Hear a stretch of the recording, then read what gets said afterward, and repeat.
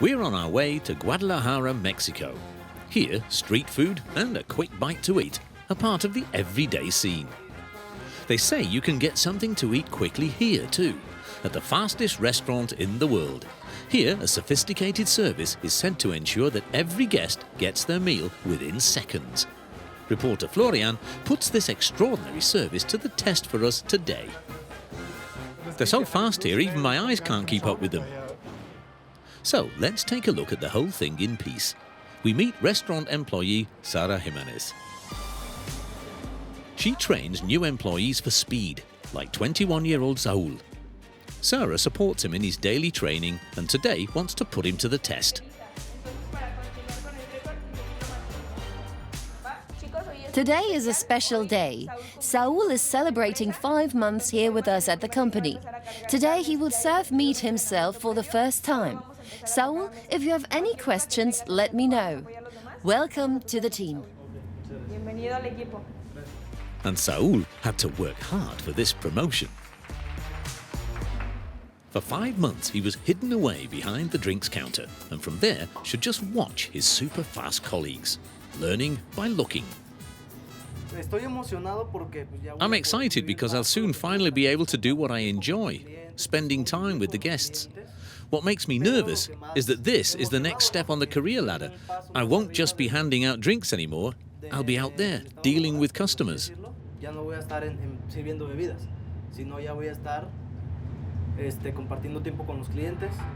But now it's time for a dress rehearsal under the strict supervision of boss Zara. Before Saul is allowed to serve the speciality of the house, carne en su jugo, meat in its own juice, he has to practice with water. Later, Saul will be able to carry 10 plates or more at once, just like his colleagues. Today, 3 plates are enough, but please be quick. Good, thank you, very good. You spilled some juice, but luckily it's only water and there's no customer here.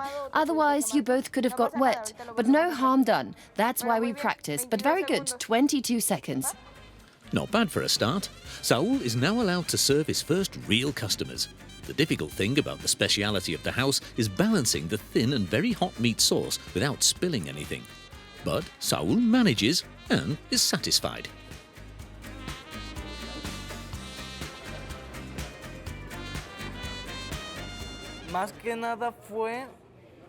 I was a bit worried about carrying the plates with the hot stock. I knew that the whole plate was very hot, but it worked out very well. I served meat and soup, and I think I'd give myself 9 out of 10. Very confident. Instructor Zara is not that convinced yet. He was very nervous at the start. I think we'll have to practice a bit more before he's allowed to serve tables. In the top plates, there was still a lot of meat sauce, but the bottom ones were almost empty, and he was wobbling too much. But the high-speed service is not only achieved by skillful plate balancing. To serve the guests even faster, the waiters have a few more tricks up their sleeve. They communicate with each other using hand signals they've invented themselves, branch manager Eduardo Asensio tells us. Each dish has its own gesture. It's very simple. For example, beans are like this, onions are like this, limes are like this. So there's a sign for everything that goes on the table. That makes it easier for us in our daily work. We practice this all the time so that the new staff learn it quickly. We really have to maintain our great service. All the dishes must be served extremely quickly and in good quality.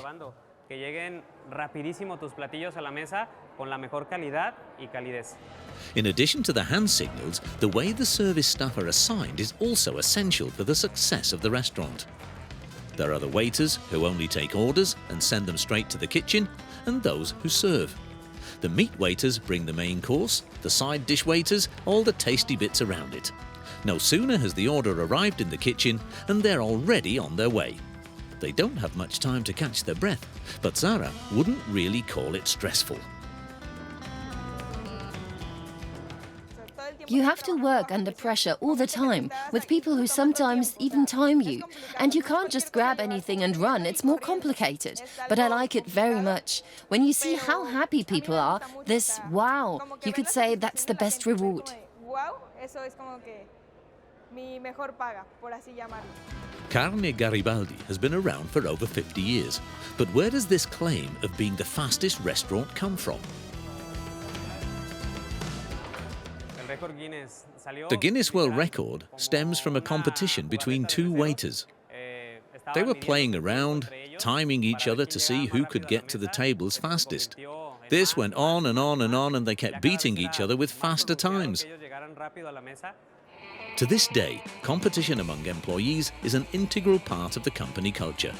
Waiter Diego Torres knows what he's talking about because he's one of the most experienced waiters in the restaurant and one of the most ambitious.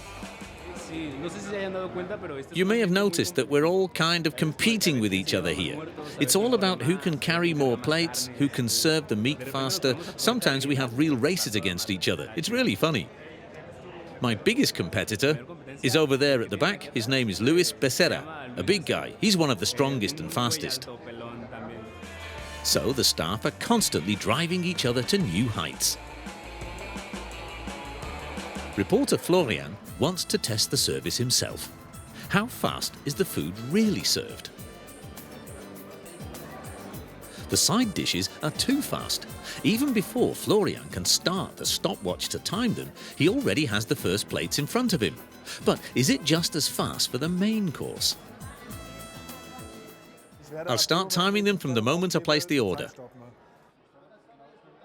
One large portion of meat in its own juice, please. And lo and behold, while the waiter is still engaging Florian in conversation, the meat is already being served. And there it is already. And what's on the stopwatch? That wasn't 13.5 seconds, so it wasn't a world record, but at 33 seconds it's still quite impressive, I'd say. The Carne Garibaldi can indeed score points for speed.